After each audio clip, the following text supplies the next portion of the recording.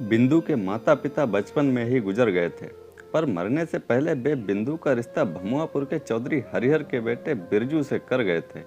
उस समय बिंदु 2 साल की थी और बिरजू 5 साल का। बिंदु के माता पिता के मरने के बाद उसे उसके चाचा ने पाला पोसा था। बिंदु के चाचा बहुत ही नेक दिल इंसान थे। उन्होंने बिंदु को शहर में रखकर पढ़ाया लिखाया था। यही वजह थी कि 17वें साल में कदम रख चुके बिंदु 12वीं पास कर चुकी थी। बिरजू के घर से गौने के लिए कई प्रस्ताव आए, लेकिन बिंदु के चाचा ने उन्हें साफ मना कर दिया था कि वे गौना उसके बालिग होने के बाद ही करेंगे। उधर बिरजू भी जवान हो गया था। उसका गठीला बदन देखकर गांव की कई लड़कियां ठंडी आहें भरती थीं, पर बिरजू उन्हें घास तक नहीं डालता था। अरे हम पर भले ही नजर ना डाल, पर शहर जाकर अपनी जोरू को तो ले आ। एक दिन चमेली ने बिरजू का रास्ता रोकते हुए कहा, ले आऊंगा, तुझे क्या, चल हट मेरे रास्ते से। क्या तेरी औरत के संग रहने की इच्छा नहीं होती? कहीं वो तो नहीं है तू? चमेली ने एक आंख दबाकर कहा। तो उसकी उम्र की सहेलियां खिलखिलाकर हंस पड़ीं। चमेली ज्यादा मत बन, मैंने कह तो दिया मुझे इस तरह की बातें पसंद नहीं हैं। कहते हुए बिरजू ने आंखें टेढ़ी की तो वे सब भाग गईं। उधर बिंदु की गदराई जवानी व अदाएं देखकर स्कूल के लड़के उसके आसपास मंडराते रहते थे। गोरा बदन, आंखें बड़ी बड़ी, उभरी हुई छाती। जब बिंदु अपने बालों को झटकती तो कई मजनू आहें भरने लगते। बिंदु को भी सजना संवरना भाने लगा था। जब कोई लड़का उसे प्यासी नजरों से देखता तो वह भी तिरछी नजरों से उसे निहार दिलती। बिंदु के रंग ढंग और बिरजू के घर वालों के बढ़ते दबाव को चलते उसके चाचा ने गौने की तारीख तय कर दी और उसी दिन बिरजू आकर अपनी दुल्हन को ले गया। शहर में पली बढ़ी बिंदु को गांव में आकर थोड़ा अजीब तो लगा, पर बिरजू को पाकर वह सब कुछ भूल गई। बिंदु को बहुत चाहने वाला पति मिला था। दिन भर खेत में जी तोड़ मेहनत करके जब शाम को बिरजू घर आता तो बिंदु उसका इंतजार करती मिलती। कब 2 साल बीत गए पता ही नहीं चला। बिंदु और बिरजू अपनी हसीन दुनिया में खोए हुए थे कि एक दिन बिंदु की सास अपने पति से पोते की चाहत जताते हुए बोली, बहू के पैर अभी तक भारी क्यों नहीं हुए? सच्चाई तो यह थी कि यह बात घर में सभी को चुभ रही थी। सुनो, एक दिन बिरजू ने बिंदु के लंबे बालों को सहलाते हुए पूछा, हमारा बच्चा कब आएगा? मुझे क्या मालूम, यह तो तुम जानो। कहते हुए बिंदु शर्मा गई। माँ को पोते का मुंह देखने की बड़ी तमन्ना है और तुम्हारी? बह तो है ही मेरी जान, बिरजू ने बिंदु को खुद से सटाते हुए कहा और बत्ती बुझा दी।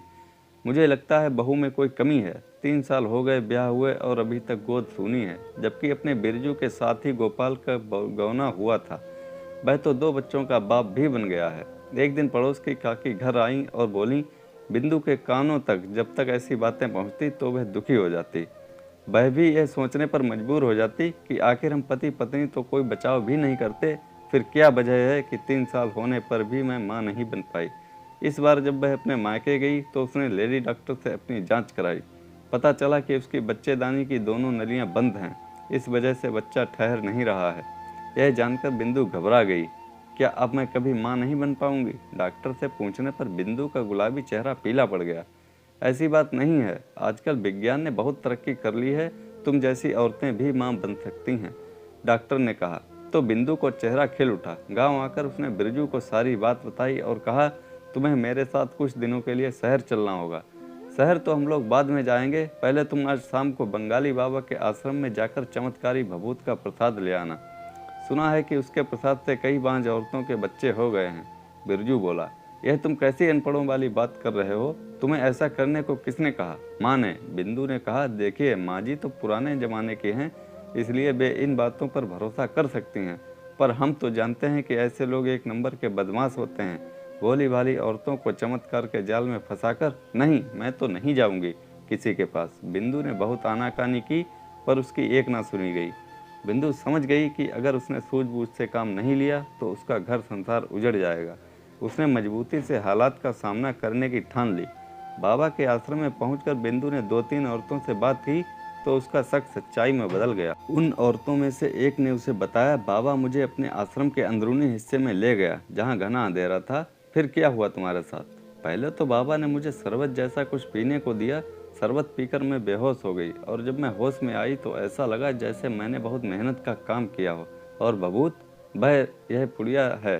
कहते हुए महिला ने हाथ आगे बढ़ाकर बबूत की पुड़िया दिखाई तो बिंदु पहचान गई कि यह केवल राख ही है। अगले दिन बिंदु फिर आश्रम में गई। तभी एक सास अपनी जवान बहू को लेकर वहां आई। उसे भी बच्चा नहीं ठहर रहा था। बाबा ने उसे अंदर आने को कहा। उसके बाद बिंदु की बारी थी, पर जैसे ही वह औरत बाबा के साथ अंदर गई, बिंदु भी नज़र बचाकर अंदर घुस गई। बाबा ने उस औरत को कुछ पीने को दिया और जब वह बेहोश हो गई तो बाबा उसके कपड़े हटाकर, बिंदु यह सब सीन देखकर हैरान रह गई। उसने इरादे के मुताबिक अपने कपड़ों में छिपाया हुआ कैमरा निकाला और कई फोटो खींच लिए। वह औरत तो बेहोश थी और बाबा अपने खेल में मदहोश था। भला कैमरे की फ्लैश पर किसका ध्यान जाता। कुछ दिनों बाद बिंदु ने भरी पंचायत में थानेदार के सामने वे फोटो दिखाए। इससे पंचायत में खलबली मच गई। बाबा को उसके चेलों समेत हवालात में बंद कर दिया गया, पर तब तक अपने झूठे चमत्कार के बहाने न जाने वह कितनी औरतों की इज्जत लूट चुका था। खुद सरपंच की बेटी बिमला भी उस पाखंडी के हाथों अपनी इज्जत लुटा चुकी थी। पूरे गांव में बिंदु के हौसले और उसकी सूझबूझ की चर्चा हो रही थी, जिसने न केवल अपनी इज्जत बचा ली थी बल्कि गांव की बाकी मासूम युवतियों की जिंदगी बर्बाद होने से बचा ली थी। शहर जाकर बिंदु ने डॉक्टर से अपना इलाज कराया और महीने भर बाद गांव लौटी। तीसरे महीने जब वह उल्टी करने के लिए गुसल खाने की तरफ दौड़ी तो बिरजू की माँ व पूरे घर वालों का चेहरा खुशी से खिल उठा।